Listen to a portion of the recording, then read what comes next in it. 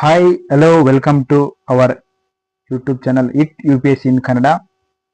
So guys, ನಾನು ನಿನ್ನೆ ವಿಡಿಯೋದಲ್ಲೇ ಹೇಳಿರುವಂತೆ ಟೈಮ್ ಮ್ಯಾನೇಜ್ಮೆಂಟ್ ಬಗ್ಗೆ ಒಂದು ವಿಡಿಯೋ ಮಾಡ್ತೀನಿ ಅಂತ ಹೇಳಿದ್ದೆ. ಅದು ಯಾವ ಥರ ಮ್ಯಾನೇಜ್ಮೆಂಟ್ ಮಾಡಬಹುದು ಈ ಯು ಪಿ ಎಸ್ ಸಿಯಲ್ಲಿ ಅಂತ ನೋಡೋಣ. ಈ ಟೈಮ್ ಟೇಬಲ್ ಯಾವ ಥರ ಇದೆಯಪ್ಪ ಅಂತಂದರೆ, ಎಲ್ಲ ನಮ್ಮ ಎಂಜಾಯ್ಮೆಂಟು ವಿತ್ ಸ್ಟಡಿ ಯಾವುದು ಬೋರ್ ಆಗದೆ ಥರ ಇದೆ ಅಂತ ನನಗನ್ಸಿದೆ.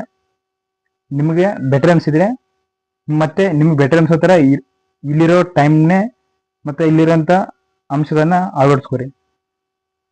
ಮತ್ತೆ ಮೊದಲನೇದಾಗಿ ಬೇಸಿಕ್ ಆಗಿ ಎಲ್ಲರೂ ಹೇಳೋ ಥರನೇ ವೇಕಪ್ 5:30 5:00 ಎದ್ದೇಳೋದು.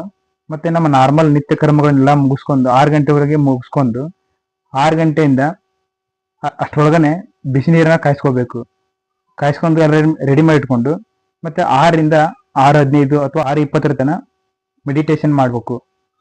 ಮತ್ತು ಇದಾದ ನಂತರ 6:30 to 7:30 ನಿನ್ನೆ ಕ್ಲಾಸಸ್ ಮತ್ತು ನಿನ್ನೆ ಮಾಡಿರುವಂಥ ನೋಟ್ಸು ಅವುಗಳನ್ನ ಕಡ್ಡಾಯವಾಗಿ ನೋಟ್ಸ್ಗಳನ್ನ ಸ್ಟಡಿ ಮಾಡಬೇಕು. ಮತ್ತು 7:30 to 8:30 ನಿಮ್ಗೆ ಯಾವುದಾದ್ರೂ ಫೇವ್ರೇಟ್ ಸಬ್ಜೆಕ್ಟ್ ಇರುತ್ತಲ್ಲ, ಮತ್ತು ನೀವು ಡೈಲಿ ಟಾಸ್ಕ್ ಯಾವುದನ್ನ ಹಾಕೊಂಡಿರ್ತೀರಲ್ಲ ಆ ಸಬ್ಜೆಕ್ಟ್ ಪ್ರಕಾರ ಮೇನ್ಸ್ನ ಒಂದು ಸಬ್ಜೆಕ್ಟ್ನ ಆರಂಭ ಮಾಡಬೇಕು.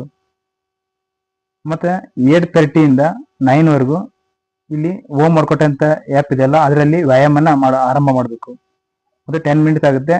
ಮತ್ತು ಎಲ್ಲ ವ್ಯಾಯಾಮ ಯೋಗ ಇವನ್ನೆಲ್ಲ ಮಾಡಿದ್ರಾಗೆ ಒಂದು ಅರ್ಧ ತಾಸು ಮಾಡ್ಕೊರಿ. ಇದಾದ ನಂತರ 9 to 10ವರೆಗೂ ಟಿಫಿನ್. ಮತ್ತು ಇದಾದ ನಂತರ ಇದೊಂದು 40 ನಿಮಿಷ ಆಗುತ್ತೆ.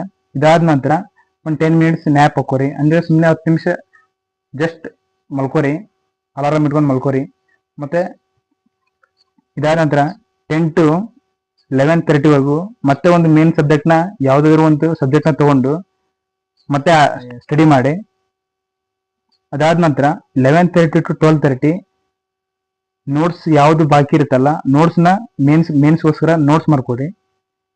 ಮತ್ತು ಇದಾದ ನಂತರ 12:30 to 1 ಇಲ್ಲಿ ಅರ್ಧ ತಾಸು ಸಿಗೋ ಸಮಯನ ನಾವು ಡ್ರಾಯಿಂಗ್ನ ಅಂದರೆ ಲೈಕ್ ಇಂಡಿಯಾ, ವರ್ಲ್ಡ್ ಮತ್ತು ಕರ್ನಾಟಕ ಇನ್ನೂ ಯಾವ್ಯಾವ ಥರ ಮೇನ್ಸ್ನಲ್ಲಿ ಬಳಸ್ಕೋಬೋದಲ್ಲ ಮ್ಯಾಪ್ಸ್ಗಳನ್ನು ಅವುಗಳನ್ನ ಪ್ರಾಕ್ಟೀಸ್ ಮಾಡ್ತಾ ಹೋಗ್ಬೇಕು. ಮತ್ತು 1 to 2:30 ಊಟ ಪ್ಲಸ್ ರೆಸ್ಟ್. ಇದಾದ ನಂತರ 2:30 to 4:30 ನಿಮ್ಮ ಆಪ್ಷನ್ ಯಾವುದಿರುತ್ತಲ್ಲ ಅದ್ರ ನೋಟ್ಸ್ ಆಗಲಿ ಮತ್ತು ರಿವಿಷನ್ ಅಥವಾ ಕ್ಲಾಸಸ್ ಯಾವುದಾದ್ರು ಕೇಳಿದ್ರೆ ಕ್ಲಾಸಸ್ ಇವುಗಳನ್ನ 2 hour ಕಡ್ಡಾಯವಾಗಿ ಆಪ್ಷನಲ್ಗಂತ ಕೊಡಲೇಬೇಕಾಗುತ್ತೆ. ಮತ್ತು 4:30 to 5 ಇಲ್ಲಿ ರೆಸ್ಟ್ ಮಾಡೋಕ್ಕಾಗುತ್ತೆ. ಒಂದು ಅರ್ಧ ತಾಸು ರೆಸ್ಟು ಅಥವಾ ಒಂದು ವಾಕ್ ಹೋಗಿ ಮತ್ತು ಟೀ ಕುಡಿಯೋದ್ರೆ ಟೀ ಕುಡೀರಿ. ಇದಾದ ನಂತರ 5 to 5:30 ನಾವು ಅಕ್ಷರ ದುಂಡಾಗಬೇಕು ಮತ್ತು ನೀಟ್ನೆಸ್ ಕಾಣಬೇಕು ಅನ್ನೋಕ್ಕೋಸ್ಕರ ರೌಂಡ್ ಹಾಕೋದು ಈ ಥರ ಎಲ್ಲ ಪ್ರಾಕ್ಟೀಸ್ ಮಾಡಬೇಕು. ಅಕ್ಷರ ಬರವಣಿಗೆ ದುಂಡು ಮಾಡ್ಕೊಳ್ಳೋಕ್ಕೋಸ್ಕರನ ಒಂದು ಅರ್ಧ ತಾಸು ಅದಕ್ಕೆ ನಿಲ್ಲಬೇಕಾಗುತ್ತೆ. ಮತ್ತು 5:30 to 6:30 ನ್ಯೂಸ್ ಪೇಪರ್ನ ಕಡ್ಡಾಯವಾಗಿ ಓದಲೇಬೇಕು. ಇದು ನಿಮಗೆ ಬೆಳಗ್ಗೆ ಆದರೆ ಬೆಳಗ್ಗೆ ಅಥವಾ ಇಲ್ಲಿ ಇವತ್ತಿಗಾದರೆ ಸಾಯಂಕಾಲ ಆದರೆ ಸಾಯಂಕಾಲ ಇಲ್ಲಿ ನಿಮ್ಗೆ ಸೆಟ್ ಆಗೋ ರೀತಿಗೆ ಇಲ್ಲಿ ಕನ್ನಡ ಪ್ಲಸ್ ಇಂಗ್ಲೀಷ್ ಎರಡನ್ನೂ ಓದಲೇಬೇಕಾಗುತ್ತೆ. ಮತ್ತು ನೆಕ್ಸ್ಟ್ 6:30 to 7:30 ಇಷ್ಟೆಲ್ಲ ಓದಿದಾದ್ಮೇಲೆ ಬೇಸರ ಆಗುತ್ತೆ. ಅದಕ್ಕೋಸ್ಕರನೇ ಕೆಲವೊಂದಿಷ್ಟು ಸೋಷಿಯಲ್ ಮೀಡಿಯಾದಲ್ಲಿ ಪಾಡ್ಕ್ಯಾಸ್ಟ್ ಅವು ಮತ್ತು ಇನ್ನು ಯಾವ್ದಾದ್ರು ಇನ್ಸ್ಪೈರಿಂಗ್ ಸ್ಟೋರೀಸು ನಿಮ್ಗೆ ಇಷ್ಟ ಆಗೋದನ್ನು ಒಂದು 1 hour ನೋಡಿ. ಇದಾದ ನಂತರ 7:30 to 8:30 ನಿಮಗೆ ಯಾರಿಗಾದ್ರೂ ಫೋನ್ ಮಾಡೋದು, ಮನೆಯಲ್ಲಿ ಫೋನ್ ಮಾಡೋದು ಮತ್ತು ಏನಾದರೂ ಸಮಥಿಂಗ್ ನಿಮ್ಮ ಮೊಬೈಲ್ ಯೂಸ್ ಮಾಡೋಕ್ಕಿದ್ರೆ 7:30 to 8:30 ಮೊಬೈಲ್ನ ಯೂಸ್ ಮಾಡಿ.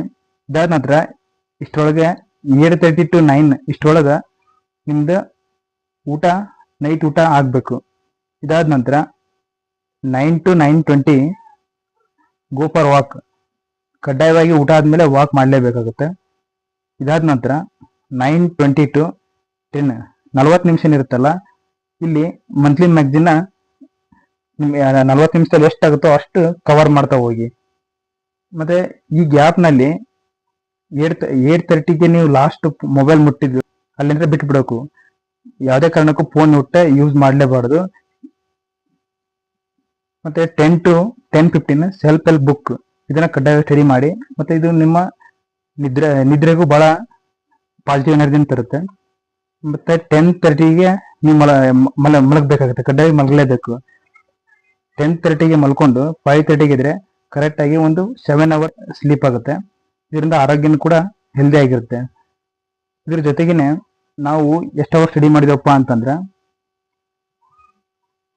ಬೆಳಿಗ್ಗೆ 6:30 to 7:30 1 ಅವರ್, ಮತ್ತೆ 7:30 to 8:30 ಇಲ್ಲಿ 1 ಅವರ್ 2 ಅವರ್, ಮತ್ತೆ ಇಲ್ಲಿ ವ್ಯಾಯಾಮ ಬಿಟ್ಟು ಮತ್ತೆ ಟಿಫಿನ್ ಎಲ್ಲ ನ್ಯಾಪ್ ಇದನ್ನೆಲ್ಲ ಬಿಟ್ಟು 10:30 to 11:30 ಇಲ್ಲಿ 3 ಅವರ್, 11:30 to 12:30 ಇಲ್ಲಿ 1 ಅವರ್ 4 ಅವರ್, ಮತ್ತೆ ಈ ಡ್ರಾಯಿಂಗ್ ಮ್ಯಾಪ್ ಇವನ್ನೆಲ್ಲ ಬಿಟ್ಬಿಡಿ.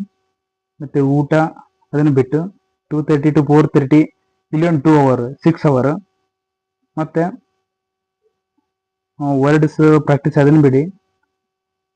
5:30 to 6:30 ಇದು ಒಂದು 1 ಅವರ್ 7 ಅವರ್, ಮತ್ತೆ ಮಂತ್ಲಿ ಮ್ಯಾಕ್ಸಿಮಮ್ 40 ನಿಮಿಷ ಒಂದು 740 ಮಿನಿಟ್ಸ್ ಇಷ್ಟ ಆಗುತ್ತೆ ನಿಮ್ಮ ಸ್ಟಡಿ ಅವರ್ಸ್.